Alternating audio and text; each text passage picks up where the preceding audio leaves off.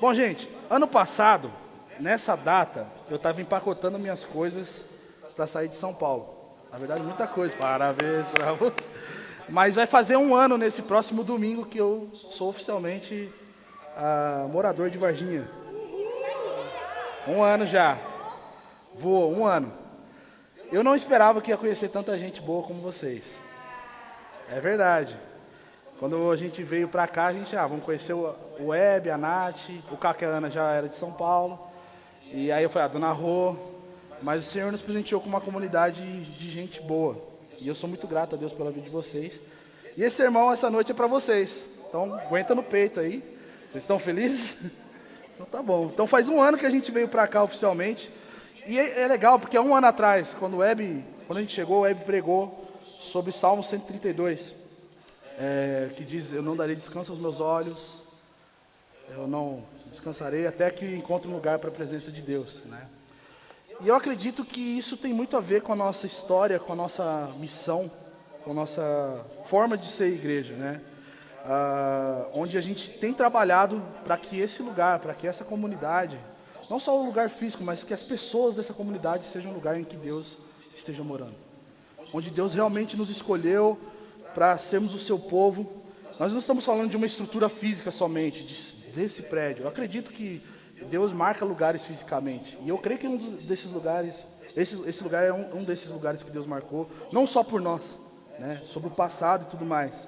Mas quando nós falamos sobre construir um lugar para a habitação de Deus, um lugar que Deus more, preparar um povo, né, para a presença de Deus, diz respeito não a abrir mais uma igreja, mas a habilitar pessoas para se relacionar com a presença de Deus, habilitar pessoas, né, não baseado em construções humanas, status ou eventos, embora a gente veio de uma crescente de eventos esses últimos dias, né, mas nós estamos falando de habilitar pessoas como parte de uma estrutura espiritual, uma parte do edifício espiritual que é a igreja, né. E isso é muito importante porque Deus, Ele nos chama para nós fazermos parte disso. Deus nos escolhe como seu povo para fazer parte disso. Eu estou ainda um pouco incomodado, porque eu não tenho nada na mão, mas está tudo bem, né? Mas é muito legal porque quando nós falamos sobre fazer igreja ou trabalhar para a edificação de uma igreja, muitas das pessoas já pensam, vamos procurar um método, ou um modelo de como fazer igreja, né? Vamos ser igreja em células, vamos ser igrejas em algum outro modelo diferente, vamos ser a igreja dos 12, não, vamos ser a igreja do 1 a 1, o que nós vamos fazer? E na verdade não tem nada a ver com procurarmos métodos para crescimento de igreja, mas sim preparar pessoas para serem parte da casa espiritual de Deus, tá? Ser parte do povo de Deus. E ser parte do povo de Deus faz primeiro, a obra de Deus de nos escolher, nos salvar, e segundo, a nossa obra aqui em afiar uns aos outros, para, olha, você precisa viver como povo de Deus, então viva como povo de Deus, né? Mas é legal, quando a gente vai para a palavra de Deus, 1 Pedro, capítulo 2, Pedro, ele faz essa comparação, essa metáfora, né, da igreja e dos cristãos serem pedras espirituais, utilizadas para a edificação da casa espiritual de Deus. O que isso significa?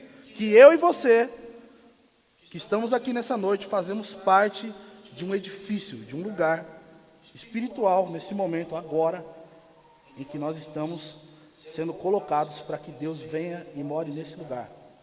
Eu e você somos essas pedras, ligados a uma pedra angular, a pedra de alicerce, de fundamento, que é Cristo. Então, Cristo é o nosso alicerce, é o nosso fundamento, e nós somos as pedrinhas que somos construídas em cima de Cristo, para que Deus tenha um lugar para se chamar de seu. Pedro está falando sobre isso. Nós somos parte da casa de Deus. Nós somos a casa de Deus. Isso enfatiza que nós não somos tijolos, nós somos pedras. Então, pedras são diferentes umas das outras, umas são mais lisas, outras são mais ásperas, umas são maiores, outras são menores. Mas todas essas pedras fazem parte do edifício espiritual, onde Deus vai morar, onde Deus habita. Amém?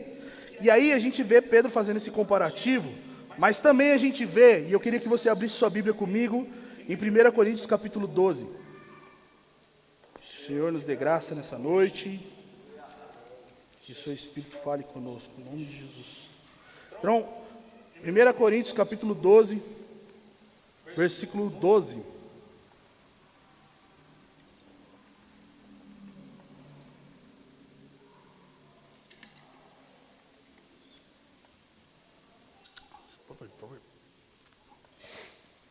Então, 1 Coríntios capítulo 12, versículo 12 diz assim: porque assim como o corpo é uma só unidade e tem muitos membros, e todos os membros do corpo, ainda que muitos, formam um só corpo, assim também acontece com relação a Cristo.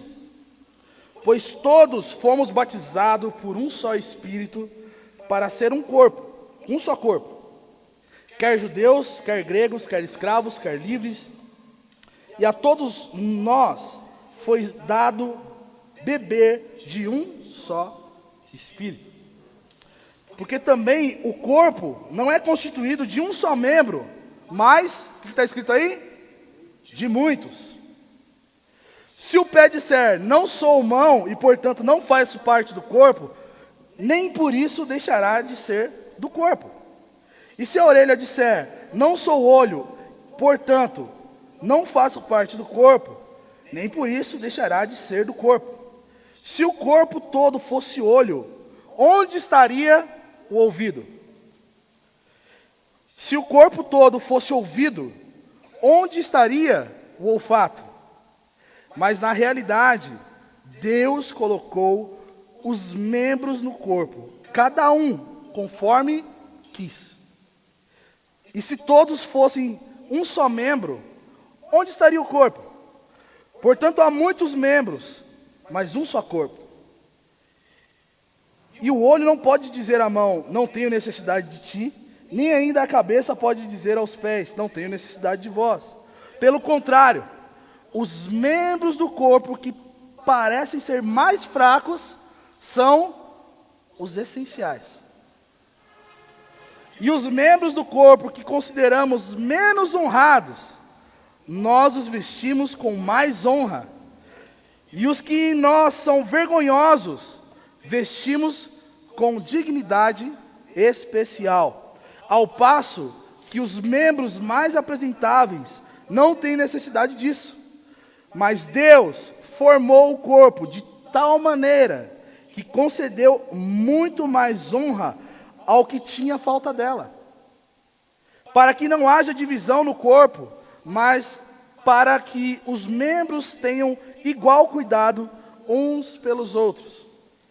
Se um membro sofre, todos os outros sofrem com ele. E se um membro é honrado, todos os outros se alegram com ele. Vós sois corpo de Cristo e individualmente membros desse corpo.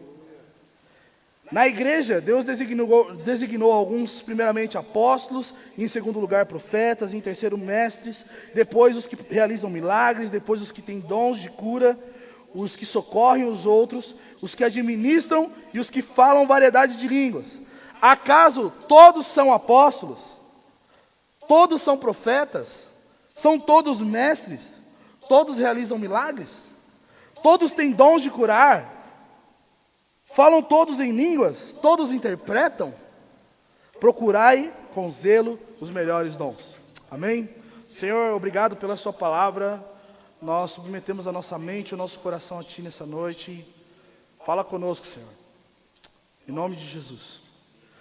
Então, vamos lá. Assim como Pedro fez a analogia de que as pedras espirituais que somos nós fazemos parte do edifício espiritual que contempla abrigar a presença de Deus, que é a igreja, Paulo está fazendo também um comparativo, seja talvez metafórico, ou seja literal, apontando para o corpo místico de Cristo, né? Alguns vão interpretar que é literal, por isso que é corpo místico, outros vão falar, não, é só uma brincadeirinha que Paulo está fazendo. O que importa é que é o seguinte, Paulo está falando que a igreja é o corpo de Cristo. E se ela é o corpo de Cristo, esse corpo ele tem membros.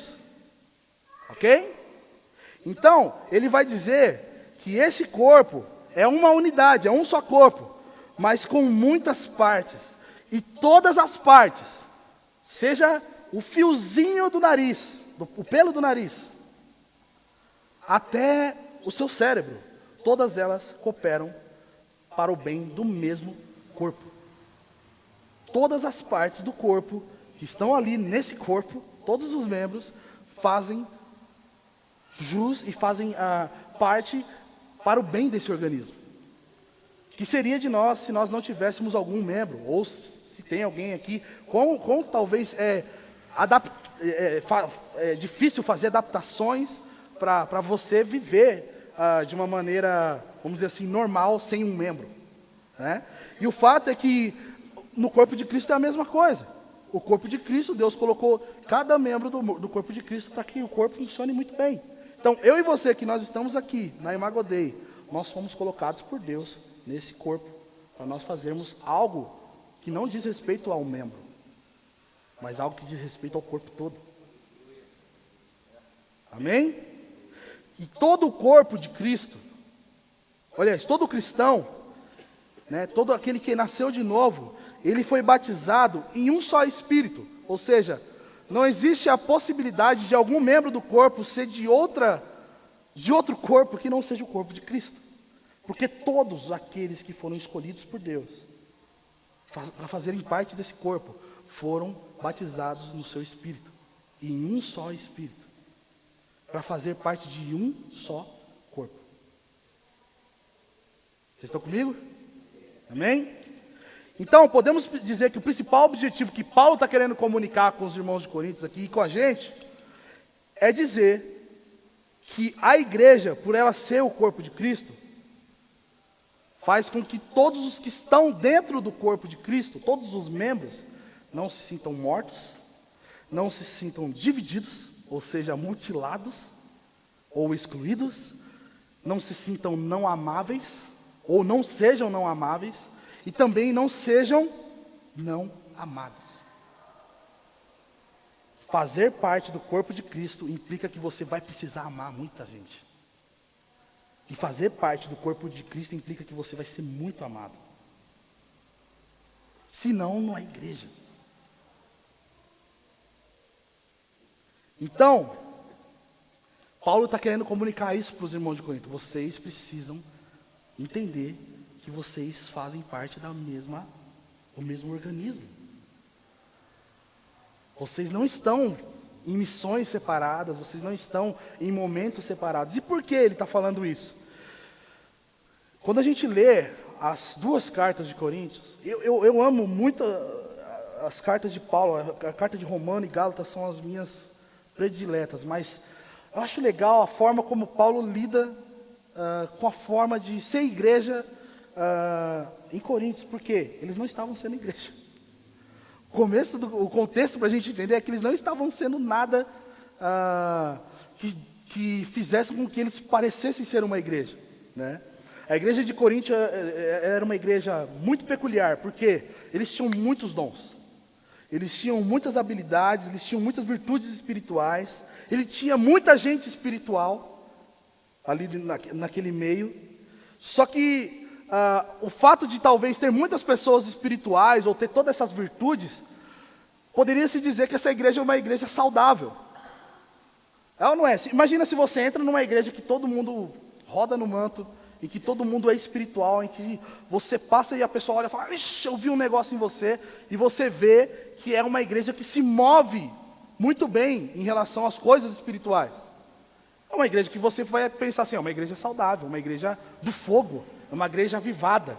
Quantos de nós já passamos por lugares e a gente falou, nossa, essa igreja é legal porque eles fazem um monte de coisa, eles se movimentam, ele cuida dos órfãos, ali o cara ora e cresce o braço, aquela coisa toda. Eu já vi muito. Eu acho que todos nós já passamos por alguns lugares em que a gente possa dizer, ó, essa igreja deve ser legal. No caso de Coríntios era a mesma coisa, só que Paulo conhecia essa igreja. E o problema dessa igreja não é que eles tinham boas virtudes, é que mesmo com essas boas virtudes, eles não conseguiam viver como igreja. Eles não conseguiam ceiar, eles não conseguiam estabelecer ordem para a profecia dentro da igreja, porque era uma bagunça, todo mundo queria profetizar, todo mundo tinha visão, todo mundo queria orar, todo mundo queria fazer alguma coisa, e não era errado isso. Paulo deixa muito claro no capítulo 12, no começo, e até no capítulo 14, que isso não era o problema. O problema é que eles não eram corpo de Cristo. Eles não se movimentavam, eles não agiam diante da sociedade, e nem com eles mesmos como parte da mesma família. Porque vamos também entender um pouco do contexto histórico da igreja primitiva. Em Atos capítulo 2, ali, versículo 45, começa a contar que os cristãos da primeira igreja, eles começaram a vender as coisas. E tudo era de todo mundo. E eles não tinham mais divisões. Se é verdade ou não, aí depois a gente vê com Hebe, mas existem relatos históricos de que alguns cristãos eles ficaram tão unidos e tão impactados com a ideia da igreja ser um organismo vivo, de viver em unidade, de que todos somos de todos e tudo é de todo mundo, que eles começaram a construir casas sem paredes. Isso pode ser verdade, pode ser romantismo da igreja primitiva, como muitos livros falam, mas imagina uma igreja que se movimentava em dizer assim, o Igor não é mais um amigo meu, ele é parte de mim. Ele não é só um cara distante que eu vejo durante uma vez por semana. Ele está comigo todos os dias, no meu dia a dia, ele sabe das minhas dificuldades, ele sabe dos meus acertos, ele sabe dos meus erros. Eu sei das dificuldades dele, eu sei dos acertos dele, eu sei dos erros dele, e nós estamos nos suportando. Era esse padrão de igreja que Paulo tinha, que os apóstolos tinham, de uma igreja que não via divisão, que não havia segundas intenções, não havia um sentimento ambíguo de que eu estou fazendo algo, mas pode sugerir outra coisa. Todos eles eram genuínos. E aí quando você vai para a igreja de Corinto, você vê um problema. Porque você via pessoas que eram cheias do Espírito Santo, assim como em Atos, em que eles oravam em línguas, eles faziam coisas, mas eles não sabiam lidar com os problemas normais de igreja. Eles não sabiam tomar uma ceia, eles não sabiam esperar uma pessoa para tomar ceia. Eles não sabiam dizer assim, olha, a minha mesa é a mesa dos ricos, mas é a mesa de todos. Eles tinham as mesas separadas.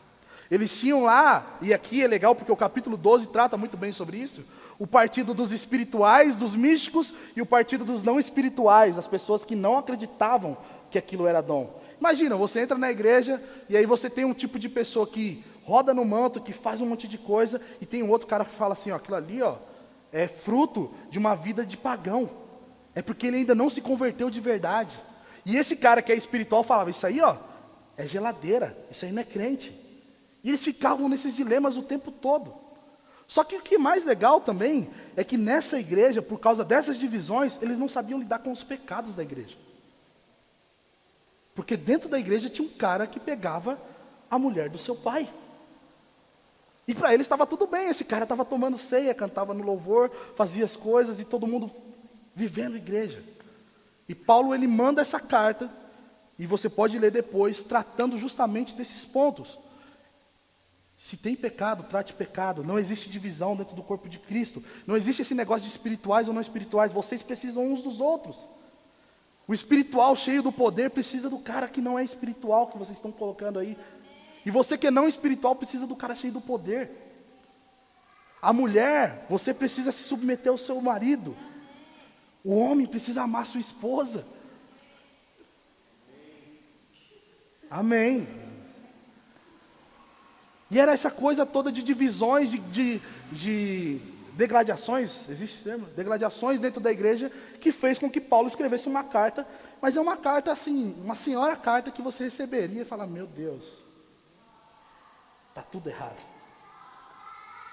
E aí Paulo ele deixa muito sério isso, que o problema deles não era eles fazerem igreja, não era eles terem culto ou não terem culto. O problema é que eles não tinham comunhão uns com os outros.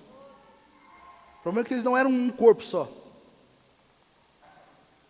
E aí, Paulo, ele vai tratar dessas coisas, ao longo das suas duas cartas. A sua segunda carta ele vai dar uma reparada ainda, porque depois da primeira carta, que ele briga com todo mundo acha, Paulo não é tão apóstolo assim. A gente vai falar um pouco mais sobre isso.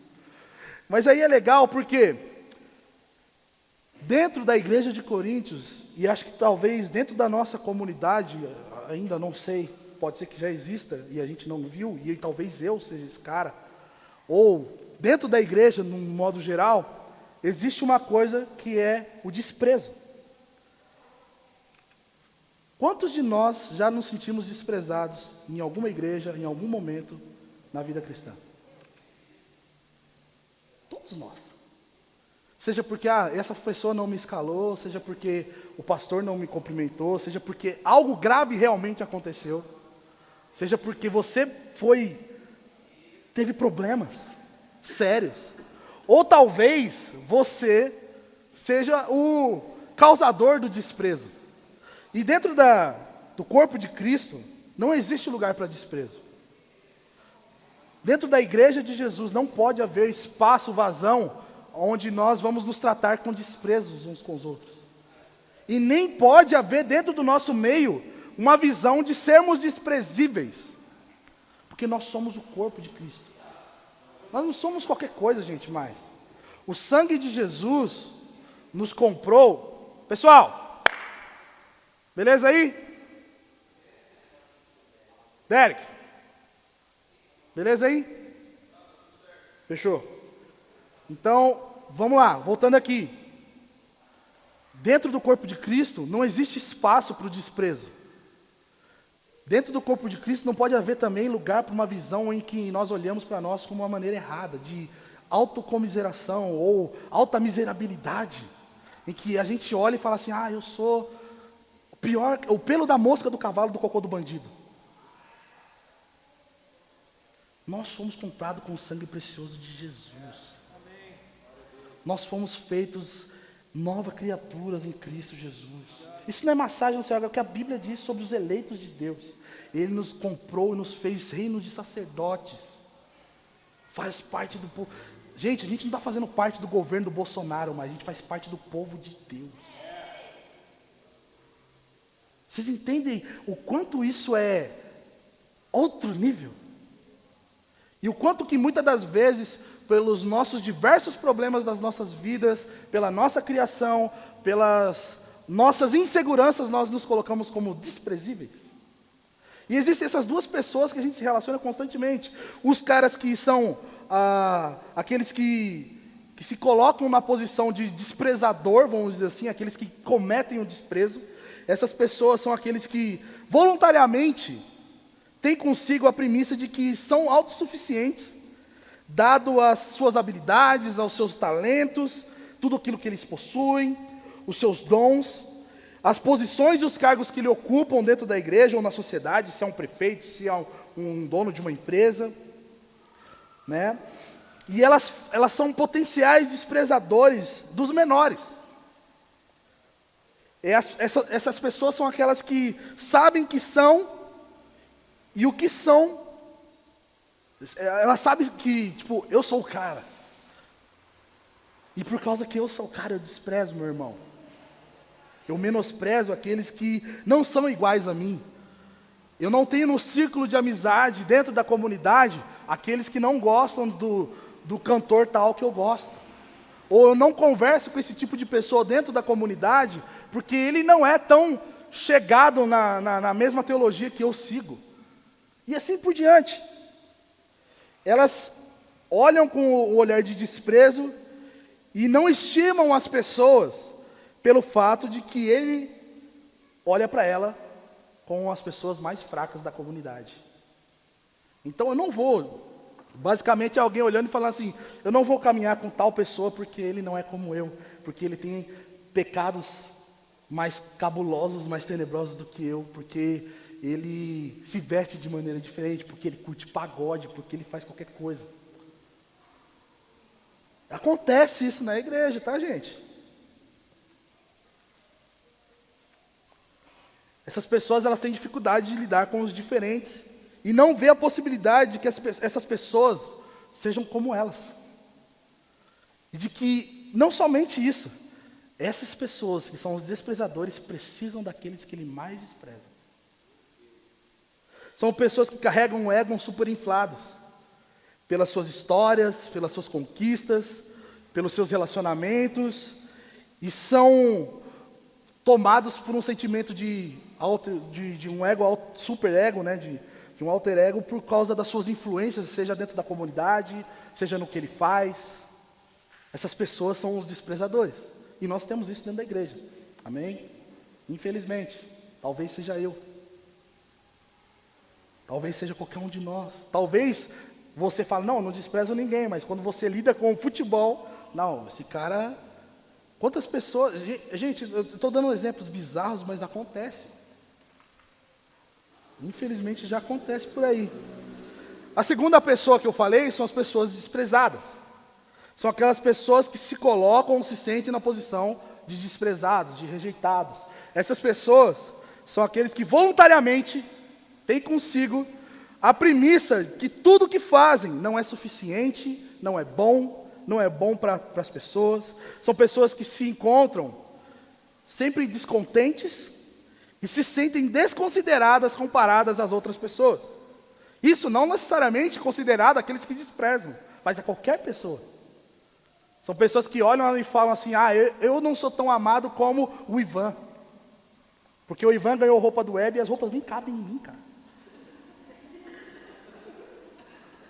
Você está entendendo o tipo de desprezíveis que existem dentro do nosso meio? É verdade. Eles sempre se colocam na condição de marginal no sentido de estar à margem daquilo que está rolando. Sempre se colocam numa posição de, eu sou o menor, eu sou... E a Bíblia fala que aquele que quer servir seja um servo de todos mesmo e tudo mais. Mas nós não estamos falando de uma postura cristã, mas uma postura demoníaca, uma postura pecaminosa, que vai contra a ideia de que você é um membro útil dentro do corpo de Cristo. Essas pessoas, elas carregam uma falsa humildade, produzida pela comparação e pelo ego doente, que é um problema também, porque um tem um ego super inflado e o outro tem um ego doente e murcho. E ferido porque eles se acham, sempre na posição de prejuízo. Quando a gente olha para esses dois tipos de pessoas, a gente tenta ver quem é o menos pior. Quem é o menos pior? Aquele que despreza ou o desprezado? Culturalmente, mundanamente falando, a gente sempre vai entender... O problema está no cara que despreza. É ou não é verdade? A corda sempre está para o mais fraco. Então, o mais fraco precisa do nosso cuidado. Como, na verdade, dentro do corpo de Cristo, os dois são problemas. Os dois estão doentes. Às vezes, muitas das vezes, você pode ser só um, ou você pode ser o outro. Mas tem gente também que pode ser os dois. E tudo isso porque o nosso coração, ele está com um problema. Nós não temos a visão correta de Deus a respeito de nós mesmos. Nós não temos a realidade de que Deus nos fez parte da sua comunidade e de que Ele mora no nosso meio.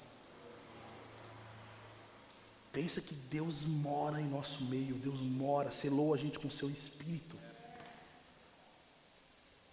Todas as vezes que nós temos esse tipo de coisas é porque nós estamos tendendo, não por ser A ou B, nós estamos tendendo a ser pecadores. A presença do pecado em nós, em nosso coração ferido, produz em nós certos tipos de sentimentos. E o problema maior ainda não é ser A ou B, é que isso, dentro da igreja, produz algumas coisas. Como, por exemplo, o individualismo, onde eu não consigo ter nada para todos, tudo é meu. A carência, a dependência emocional, a rejeição, a privacidade, a divisão, a desonra, a superficialidade nos relacionamentos, onde a gente não é de verdade quem nós somos na frente das pessoas. A depravação da realidade comunitária de Jesus. Ou seja, nós viemos aqui e depois, quando o cara termina de orar no final do culto, a gente vai cada um para um canto e cada um vive a sua vida durante a sua semana e a gente nem sabe quem é quem dentro da igreja. Além disso, também gera insubmissão. E quando eu falo de insubmissão, eu quero dizer bem verdade. Paulo está falando de uma submissão não ao líder da igreja, ao pastor da igreja, mas uma submissão mútua, onde um está se submetendo ao outro. Todos esses tipos de pessoas, seja o desprezível, o desprezador, ou os dois num só, tem essa vertente de ser alguém que não consegue se submeter ao irmão. E a ausência do discipulado. Porque assim, quando eu falo de discipulado, muita gente já fica assim, esse cara quer saber da minha vida. Eu quero. Quando eu pergunto se você está feliz, não é porque eu não tenho o que falar, eu quero saber se você está feliz. Porque eu preciso saber. Porque você faz parte do mesmo corpo que eu. Vocês estão felizes? A realidade do corpo de Cristo é justamente isso. E quando nós falamos de discipulado, nós não estamos falando de um cara que vai preparar você para criar mais 12 discípulos. Nós estamos falando de pessoas que estão sendo criadas de acordo com o caráter de Jesus. E isso só é possível nesse lugar aqui que se chama igreja. Não existe discipulado fora da igreja, fora do corpo de Cristo. Discipulado é para a gente que quer caminhar com Jesus, que nasceu de novo. E essa questão de não fazer parte do corpo de Cristo geram pessoas que não querem ser discipuladas. E aqui, nós não vamos obrigar ninguém da Imagodeia a ser discipulado. Embora nós acreditamos e estamos tentando investir o máximo que nós pudermos em discipulado, a realidade é que se você faz parte do corpo de Cristo, você vai ter um discipulador. E você vai discipular pessoas. Isso é coisa normal de igreja. Não é algo que eu preciso de alguém que fale se eu posso abrir conta no Banco Bradesco ou Santander. Não é sobre isso, cara. É sobre você ser como Jesus. É sobre você ser parte da família de Deus. Todas essas coisas que eu citei, essa lista de coisas que, esse tipo de sentimento de desprezo que existe dentro da igreja, né, quando existe dentro da igreja gera, todas essas coisas criam em nós um muro. O muro do desprezo, onde as pessoas não nos acessam e nós não acessamos pessoas. Porque a realidade do corpo de Cristo é que um está acessando o outro constantemente. Um está sabendo das coisas do outro constantemente. E não é fofoca, é vida de igreja. Porque dentro do corpo de Cristo não pode ter fofoca. Onde nós sabemos uns dos outros, não porque fulano me contou, porque você faz parte de mim e a sua dor está me afetando. O seu problema já não é seu problema. O seu luto não é seu luto. Morreu fulano, vamos chorar com o nosso irmão da igreja que perdeu o fulano, cara. Porque é parte da nossa família. E a realidade desse corpo de Cristo, o corpo místico de Cristo, não é efetiva em nós quando nós temos o problema do desprezo dentro da igreja. Porque quando nós cultivamos isso, quando nós cultivamos o desprezo, nós já não somos mais corpo de Cristo. Mas um membro necrosado, amputado, jogado na sarjeta. É como para quem já assistiu Dexter, sabe o que é você encontrar uma mão decepada num lugar aleatório e você fala assim, isso aqui é corpo ou é uma mão? Faz parte de um corpo?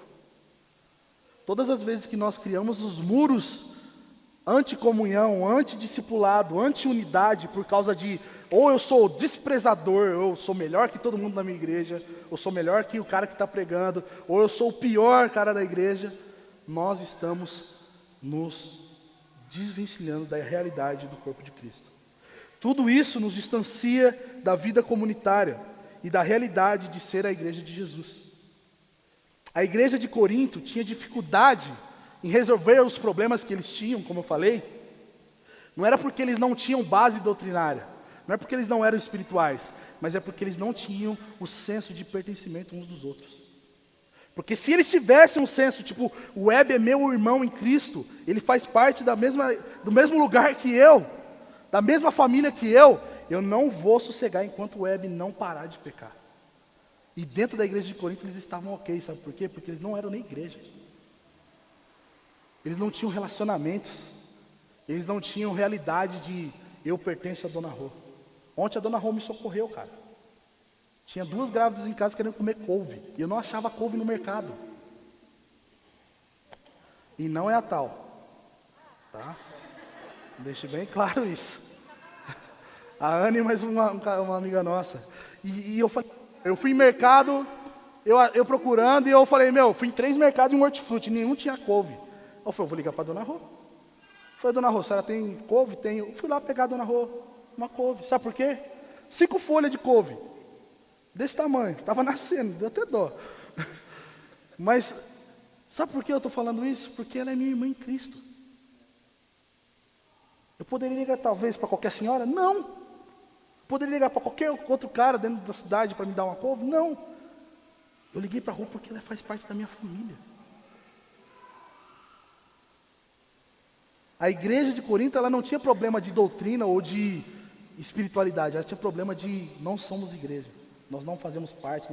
Às vezes a gente não sabe nem quem é a mãe do nosso amigo, o irmão em Cristo, gente. E não é porque talvez nunca se encontrou, é porque a gente não se interessa pela história das pessoas, pela jornada das pessoas, pela ideia de que eu estou nesse ponto aqui e nós precisamos caminhar juntos para chegar até a estatura de Cristo.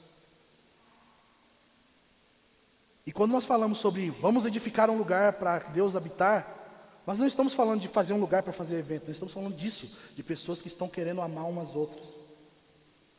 Pessoas que estão querendo se submeter a apontamentos críticos. De que, você precisa melhorar nisso, nisso e nisso. Eu preciso melhorar nisso, nisso e nisso. E vamos junto nisso. A realidade da igreja pede isso de nós. A tolerância ao pecado não era a ausência de entendimento da santidade de Corinto, mas sim a ausência da prática de igreja. Ser igreja não é ser indivíduo. Sabe aquele papo, eu sou igreja? Não existe. Você sozinho não é igreja. Eu sozinho não sou igreja. E por mais duro que isso seja para mim e para você, é Bíblia. Paulo não está falando, você é corpo de Cristo. Ele está falando, vós sois o corpo de Cristo. É coletivo. E esse coletivo implica em muitos problemas. Em talvez você que não gosta de se relacionar, aprender a se relacionar. Você que não gosta de falar muito sobre as suas coisas, aprender a falar. Você que fala demais, aprender a não falar demais. Você que, todas as suas dificuldades que você tem. Ser corpo de Cristo implica em muita coisa que nós precisamos aprender. E sabe com quem a gente vai aprender? Com o nosso irmão. O único indivíduo que nos une dentro da igreja não é o pastor ou o amigo, é o Espírito Santo.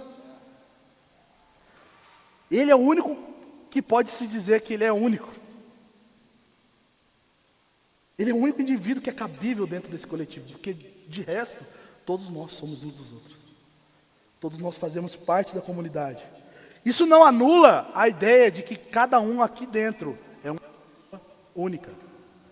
Isso não anula que você vai torcer para o Flamengo e eu para o São Paulo. Isso não anula que você vai gostar de hip hop e eu de rock. Ou que você vai se vestir com calça jeans e o outro vai se vestir com não calça jeans. Mas todos nós fazemos parte de um corpo. De uma família. Isso não anula a diversidade no nosso meio, mas faz que mesmo muitos membros diferentes, sejamos uma só família, um só corpo. Um único lugar em que Deus habita com seu Espírito. E qual que é o problema, ou qual que é o antídoto para o problema do desprezo? Qual que é a resolução do problema em que a gente resolve o cara que é muito top e não consegue se relacionar com pessoas, ou o cara que é ruim demais e não consegue se relacionar com ninguém dentro da igreja? A comunhão e a unidade. A unidade e a comunhão é o antídoto contra o veneno da individualidade.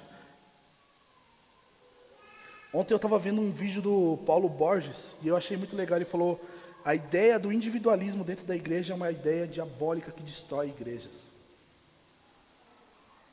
A ideia de eu vivo a minha vida e vocês vivem a vida de vocês, eu vivo isolado da igreja, e a gente se vê no domingo, se abraça e depois nunca mais te vejo, ou você nem sabe o que está acontecendo, ou eu nem sei o que está acontecendo na comunidade, é diabólico. Comunhão e unidade não é as pessoas se tornarem algo específico, ou um objetivo é você se tornar esse modelo de gente. Não. Comunhão e unidade significa sermos diferentes, mas não termos diferenças. Sermos únicos para um só. Sermos diversos, mas trabalhamos para uma coisa só. O significado da comunhão é justamente realizar algo em comum. Comunhão significa fazer algo, não é comer comida juntos. Comunhão é nós fazermos algo em comum. E quando nós falamos sobre fazer algo em comum, nós estamos falando de construir um lugar para Deus nessa cidade. É isso que tem que queimar dentro do nosso coração. É isso que tem que constranger a gente de... Eu vim de São Paulo, cara. Quantas mais pessoas vão ser constrangidas por esse sentimento a vir para essa cidade para construir um lugar para Deus? Ou quantas outras pessoas vão sair das suas comunidades, sair dos seus bairros nessa cidade, sair da sua realidade, para vir se juntar a nós, para construirmos um lugar para Deus?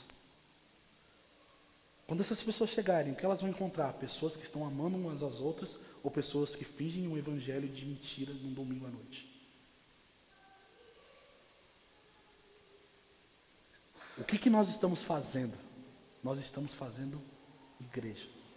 Igreja é fazer parte do corpo de Cristo. Igreja é fazer parte da casa espiritual de Deus. Nessa caminhada a gente vai ter problema demais. Vai ter muita discordância. Vai ter muito choro. Vai ter muita confissão de pecado. Vai ter gente que vai lesar a gente. E eu também vou me sentir lesado. Mas o que nos move aqui não é o que eu estou sentindo de prejuízo. É o que está fazendo de nós um só corpo. A pergunta é: quem vai ser a mão que vai cortar a unha do dedão do pé do nosso irmão? Quem vai ser dentro do corpo de Cristo os olhos que vão trazer visão para esse corpo? Quem vai ser os membros de desonra? E aqui a gente coloca a desonra, abre parênteses, as genitálias, a parte onde expurga as nossas sujeiras, para que a sujeira saia do corpo. Quem será aquele que vai cobrir esses membros menos honrosos? O corpo de Cristo é feito por esses membros, gente. Essa dinâmica dentro da igreja deve existir, porque não se trata de ativismo, ou não se trata de fazer algo para o web se sentir feliz, o web olhar para a gente, ó, bom trabalho. Se trata de fazermos igreja para que Deus more no nosso meio.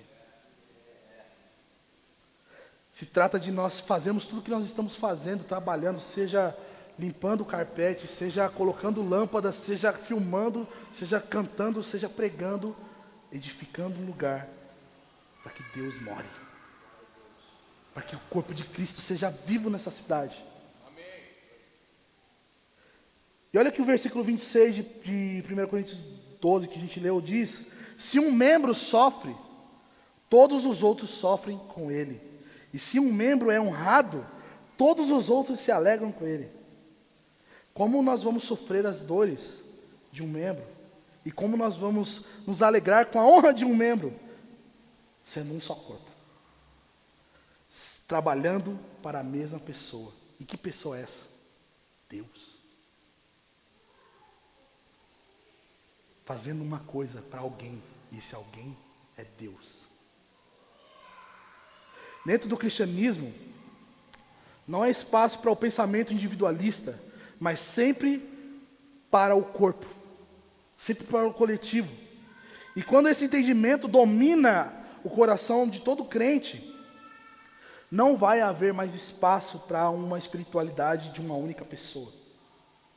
Onde a gente se orgulha de dizer, e não é errado, não estou falando contra, que eu tenho comunhão com Deus porque eu abro a Bíblia todo dia, 7 horas da manhã, e faço uma oração. Eu tenho comunhão com Deus também quando eu estou com meu irmão, chorando com ele. Eu tenho comunhão com Deus quando eu ouço do meu irmão as piores coisas que alguém poderia ouvir, ou quando eu conto as piores coisas que eu poderia contar. Porque isso é ser corpo de Cristo. Quando eu não sou digno de nenhum cuidado, alguém vem e cuida de mim. E isso só é possível no corpo de Cristo.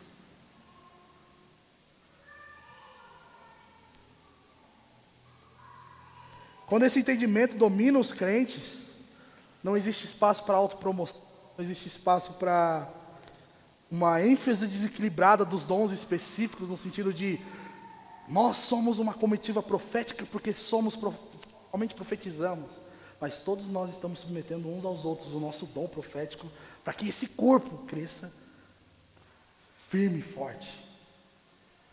Onde talvez pessoas aqui nessa sala nunca vão orar e curar alguém, mas nós temos a Rô que ora e cura pessoas. E nós somos felizes porque nós temos a Rô. Nós somos felizes porque talvez nunca nós veremos o Derek sapatear, mas nós temos o coração dele de servo dentro da nossa comunidade. É sobre isso que eu estou falando. A vida de comunhão quebra qualquer sonho individual. Ela destrói toda a ambição de autovalorização. Ela faz com que pessoas abram mão dos seus empregos para estarem umas com as outras. Ela faz com que pessoas elas terminem relacionamentos que não devem existir por causa da comunhão dos santos. Ela faz com que o meu dinheiro não seja meu dinheiro. Não é sobre mim. Não é sobre a minha família, os meus filhos. Os meus filhos vão ter mais tios do que a minha quantidade de irmãos e irmãos da tal. Porque nós somos uma família. Há 1 ano atrás eu vim para cá para trabalhar com isso. Não é para trabalhar em evento, não é para trabalhar fazendo coisas, para estudar. Eu vim para cá para ter uma família. E eu encontrei essa família. Eu estou encontrando essa família. Mas pessoas precisam encontrar essa família também. E essa família precisa crescer nessa graça do Senhor. Quando eu falo crescer, não é somente em número de pessoas, mas nesse vínculo do Espírito Santo em nós, de fazermos nós sermos um só corpo. Hoje de tarde eu estava lembrando desse culto que foi há 1 ano atrás, foi um ágape, eu cheguei num ágape. E foi a coisa mais linda que eu poderia viver como igreja. Deus, Ele quer continuar cultivando isso no nosso meio, gente. Mas é necessário que a gente tenha uma disposição em amar mais, em chorar mais, em se quebrantar mais, em se submeter mais. E por aí. É legal que também isso gera em nosso meio honra. E quando nós falamos de honra ou cultura de honra, esse texto do versículo 27 até o 31, que é utilizado para embasar que primeiramente os apóstolos são honrados, depois os profetas, depois os mestres, e assim vai. Não é sobre isso que Paulo está falar. Ele está querendo dizer que a verdadeira cultura de honra é quando nós estamos aqui reunidos. E nós sabemos que um irmão em Cristo talvez não sabe falar tão bonitinho como outro irmão. E nós nos disponibilizamos em ajudar esse cara que não sabe falar tão bonitinho. Ou porque talvez esse irmão em Cristo, ele tem menos dinheiro, o outro tem mais dinheiro. Ou esse irmão em Cristo tem problemas com vícios, seja vícios de drogas, vícios de pornografia, vícios de comida, seja lá o que for. Nós estamos aqui uns com os outros, honrando uns aos outros, cobrindo a fraqueza, a desonra uns dos outros. Isso não diz respeito a passar pano para pecado. Estou falando de a gente entender quem nós somos uns com os outros. Participantes da santidade uns dos outros.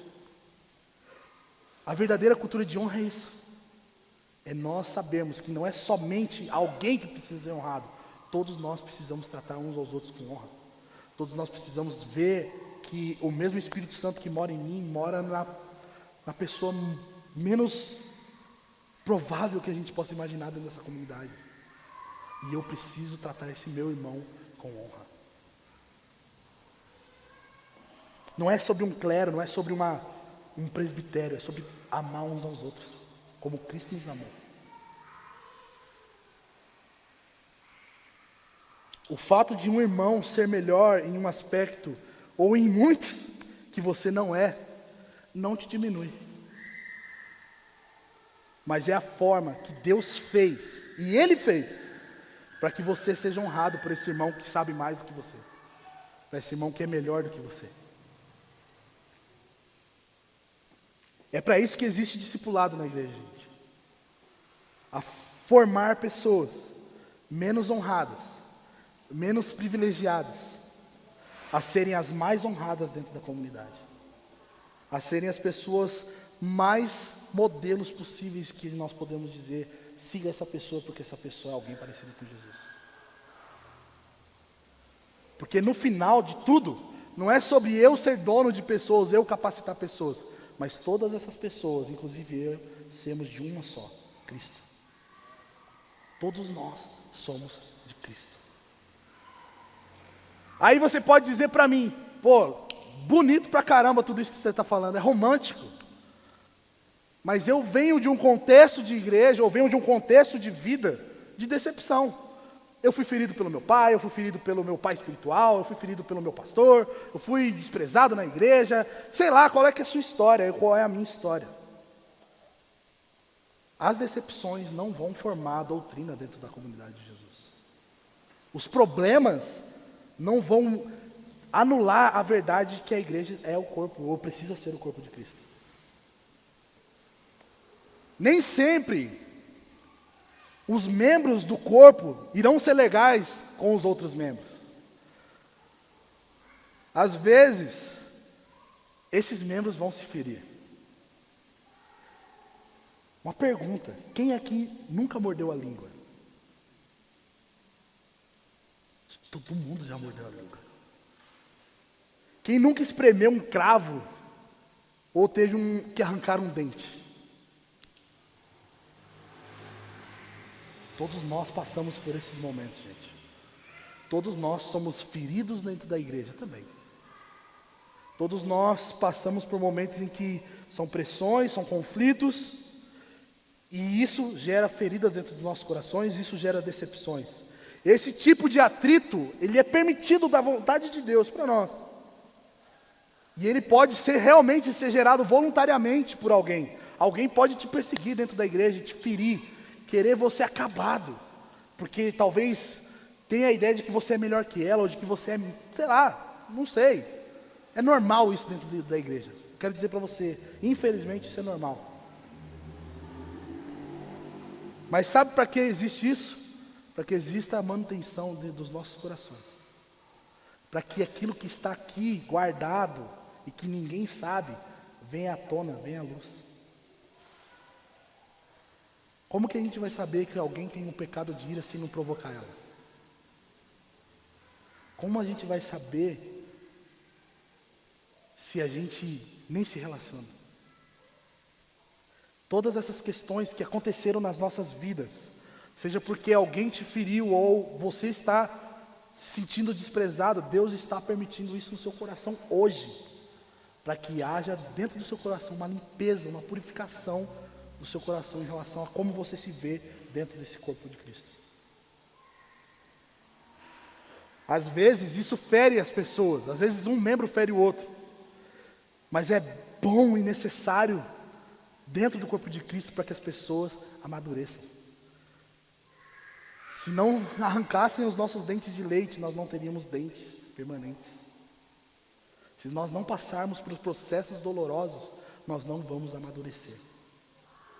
Então, às vezes, muitas pessoas usam da desculpa, eu já fui ferido demais por líder de igreja. Eu sei, querido, eu também.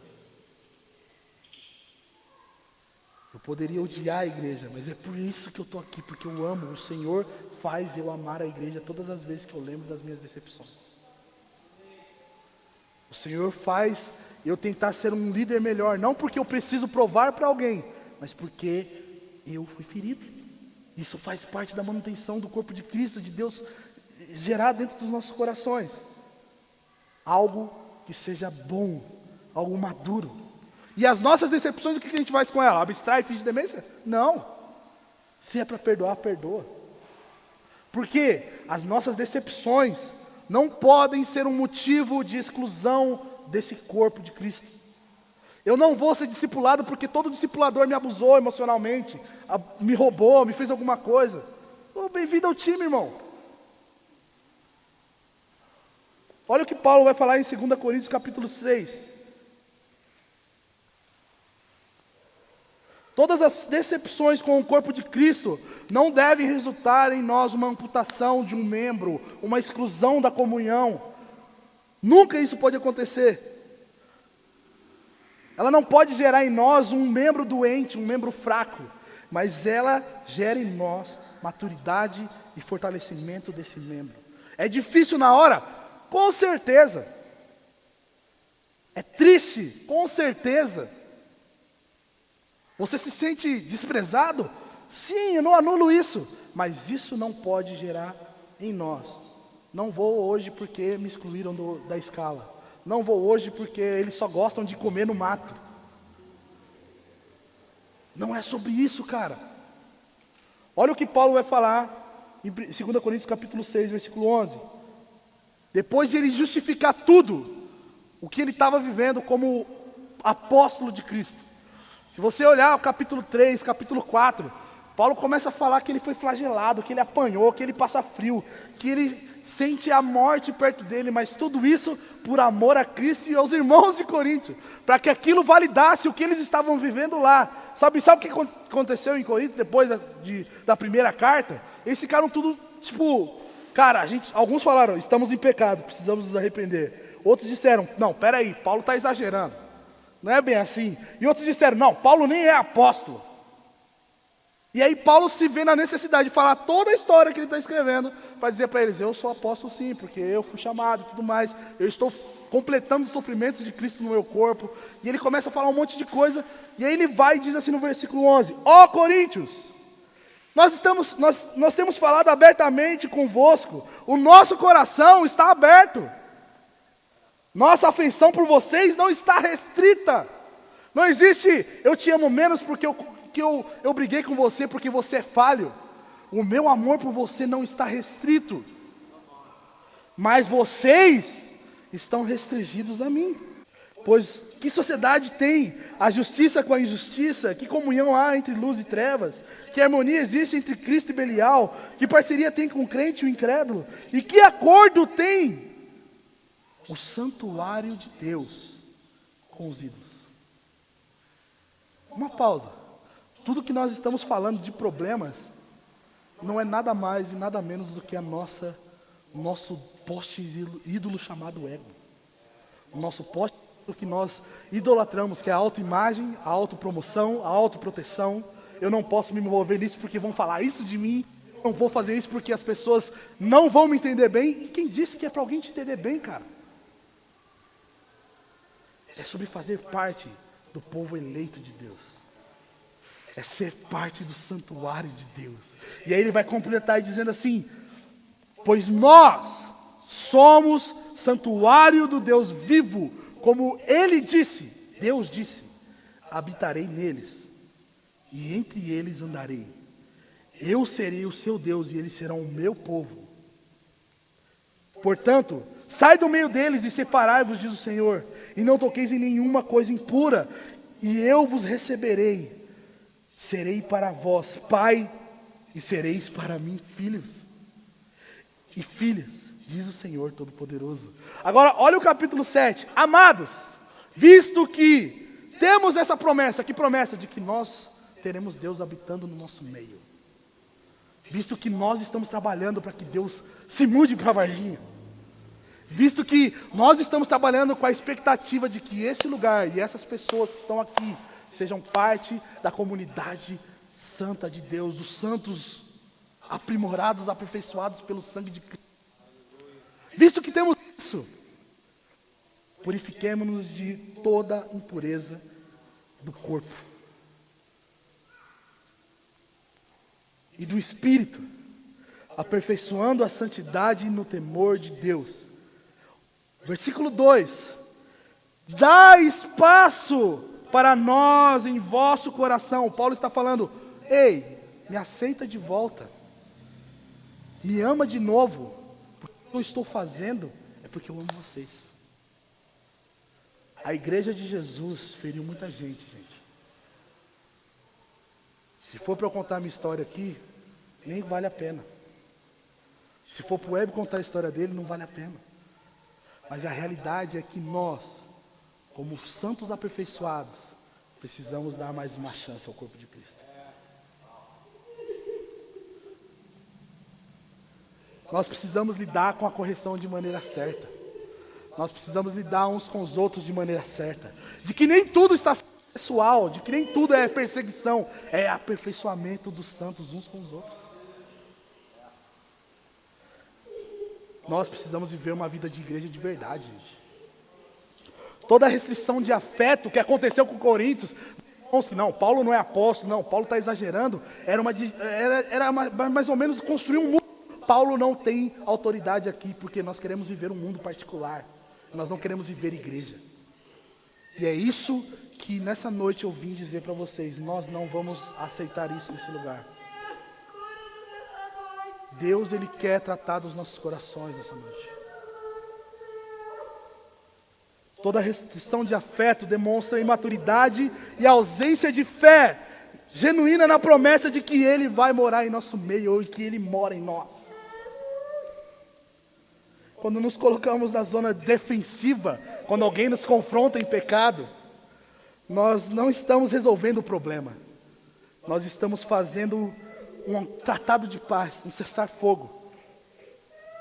Nós estamos apaziguando e fazendo um trato com o nosso ego que é intocável. E nessa noite eu vim dizer para você e para mim, nós precisamos derrubar o ego. Nós precisamos nos derrubar nessa noite. Se nós somos levados à passividade interna que resulta em afastamentos, não vou falar com ele, não vou hoje, não vou fazer isso, nós estamos praticando os desmerecimentos com os nossos irmãos, pelo fato de que somos ou estamos muito ofendidos com a realidade de que ser igreja é algo que compromete o nosso ego. E quando nós fazemos isso, nós estamos desajustados e preferimos pisar no freio nas nossas relações com a comunidade, para que ninguém veja quem realmente nós somos. Mas eu quero dizer para você, talvez eu não, porque vai criar barreiras com a gente, não tem problema, o nosso Deus vê. E o nosso Deus, nós não escondemos nada. E do nosso Deus nós não escondemos os nossos piores pecados. Mas Ele está aqui nessa noite.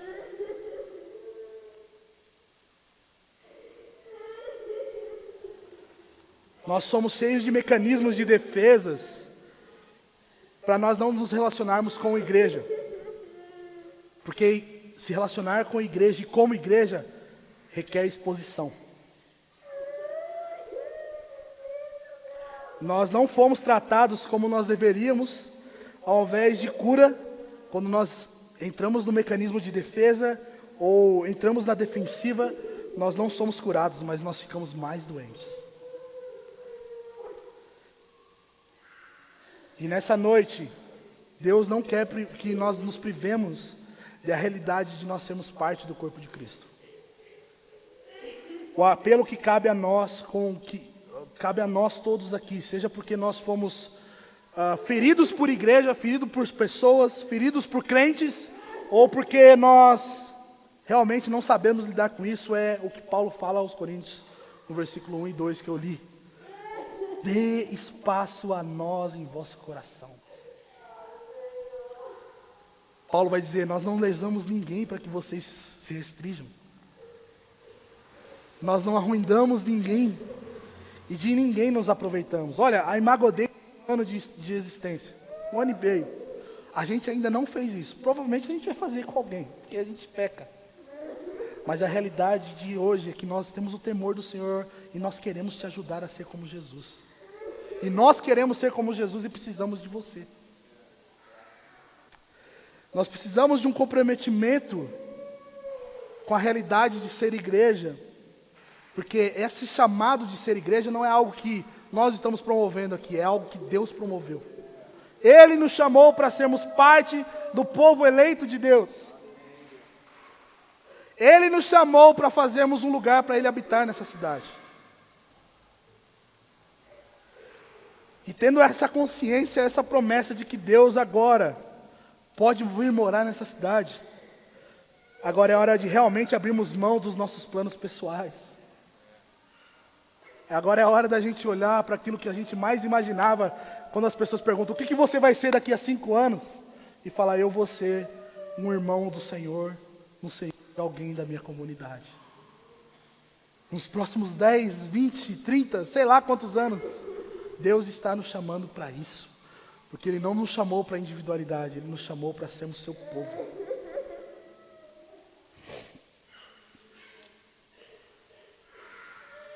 Não existe mais tempo de perder com as nossas rabugentices, porque Paulo estava criticando ou apontando a Timóteo que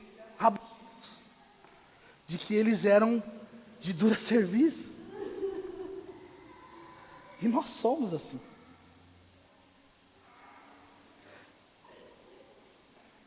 A igreja de Cristo é de Cristo.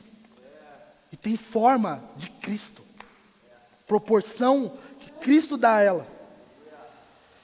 E não é sobre mim ou sobre alguém dessa liderança. É sobre Cristo que nós estamos fazendo.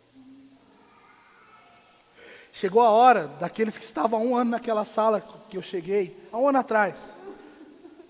Só foi um ou outro que se perdeu, não foi muita gente. Chegou a hora de vocês se levantarem e começarem a ser os próximos discipuladores. Eu quero encorajar a nós nessa noite a firmarmos um pacto com Jesus e uns com os outros. De que se tiver alguma falta em você, eu estou disposto a cobrir essa falta. Chegou a hora de nós como igreja a pararmos de ficarmos iludidos com os nossos mundinhos, com a nossa realidade. Eu não gosto de gente. Quem disse que a gente precisa gostar de gente? A gente precisa obedecer o Senhor. E obedecer o Senhor requer que nós nos esforcemos e saiamos da nossa zona de conforto. Chegou a hora de nós comprarmos algo maior que nós mesmos. E isso é o reino de Deus, isso é ser igreja. Tudo que nós estamos propondo e estamos propostos a viver como igreja, transcende o nosso mundo. Transcende a sua vida de segunda a sexta, segunda a sábado, queira você ter o sábado também incluso nisso. Transcende os seus 7 dias que você vive, e aí 2 horas da semana você dá a Deus. Requer de nós integralidade, gente. Requer de nós sermos inteiros diante de Deus, diante dos nossos irmãos.